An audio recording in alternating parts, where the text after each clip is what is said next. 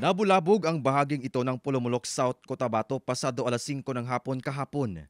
Nang biglang humarurot ang isang puting SUV na binato pa ng plastik na bangko. Hinabol ng ilang lalaki ang sasakyan na nakabangga pa ng isang tricycle. Sinubukan din itong umatras para makatakas pero bigo. Nang umalingaw-ngaw na ang mga putok ng baril na pinuntirya ang gulong nito. Viral na online ang naturang video na isa palang anti-illegal drugs bypass operation ng pulisya at PIDEA 12 laban sa 28 anyos na lalaki. Nung nalaman po niya na operatiba pala or isang pulis yung kanyang katransaksyon, isa po ay tumakbo, pinilit po niyang makasibat sa pagkakaaresto ng mga pulis. Nasa 38 na gramo sa hinihinalang shabu na nagkakahalaga ng halos 300,000 pesos ang nasabat mula sa sospek.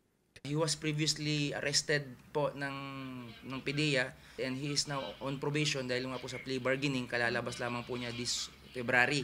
Paglabas po niya ng February, na-monitor na po siya agad ng ating mga operatiba na ayun pong kanyang illegal transactions ay pinagpatuloy po niya. Tumangging magbigay ng komento ang sospek nang tanungin kaugnay sa mga aligasyon. Tinuod ba itong mga allegations nga involved ka sa drug kuno or dili? Kasi kamatuoran na to, sir. Wala. Mahaharap ang sospek sa paglabag sa RA 9165 o Comprehensive Dangerous Drugs Act at reckless imprudence resulting to damage to property dahil sa tricycle na nabangga nito.